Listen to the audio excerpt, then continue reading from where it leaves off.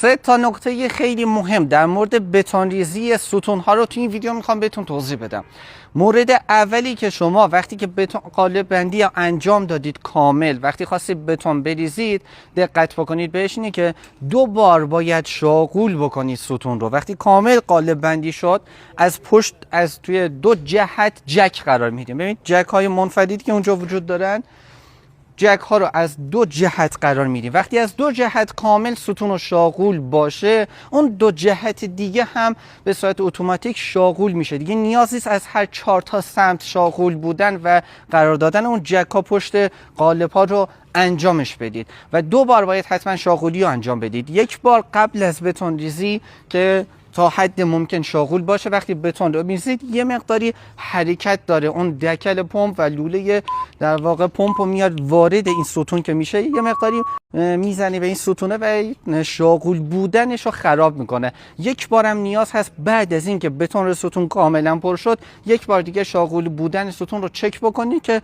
ستون شما ناشاغول نباشه. نکته دومی که خیلی باید دقت بکنید بهش اینه که شما بتون سقفتون رو که میریزید با ماله صاف میکنید و کاملا در واقع توی یک تراز قرار نمیگیره و یه مقداری بالا و پایینی داره، پستی و بلندی داره و از همین پستی و بلندی ها وقتی قالب رو قرار میدید، از همین پستی و بلندی ها و خود همون شیره بتون شما که از ستون خارج که بشه، در حقیقت فقط سنگدانه و ماسه دارید و همین باعث میشه که توی پای ستون شما دچار کرمون شدگی بشه، کرمون زده بشه و شن‌نما بشه. به خاطر همین قبل از اینکه بتونریزی ستون رو انجام بدید، یک نایلون بپیچید دور ستوناتون، پای ستوناتون یه مقداری گچ بزنید که در واقع تمام این خلل و فرش رو بگیره، دیگه شیره بتون شما از این قسمت ها خارج نشه. بهتر از قالب های نو هم تا حد امکان استفاده بکنید، چون برای ستون شیره در واقع اون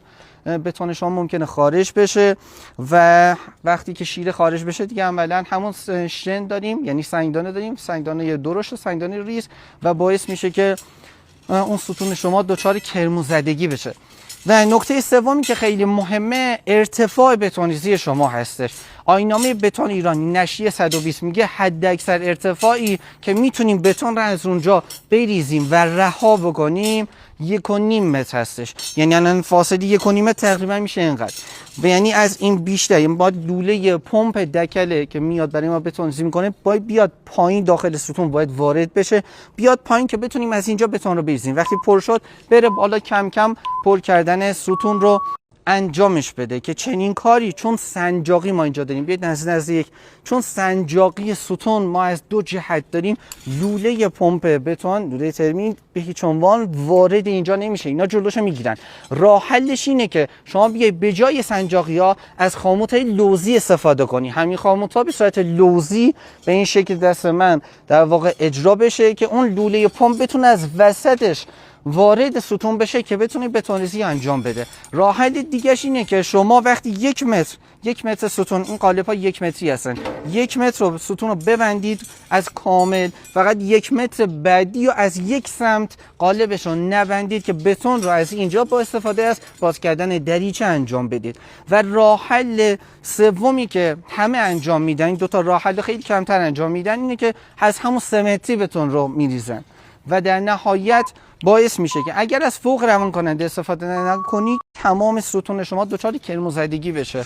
پس راه حل سوم که همه از اون ارتفاع 3 متری که میریزن، بهترین راه حلش اینه که از فوق روان کننده استفاده بکنی به میزان کافی و کامل بتون رو شل میکنه و همون باعث میشه جدا شدگی دونه های بتون به حداقل ممکنه خودش برسه و دیگه در واقع بتون شما، بتون ستونتون دچار کرمون زدگی نشه. پس این 3 تا راه حل بود که راه حل آخرش عملاً انجام میدن. ببین ما مواردی که اینجا میگیم خیلی ساده و در واقع خیلی کوتاه هستن، توی چند دقیقه فقط چند تا نکته در مورد ستون رو توضیح دادیم.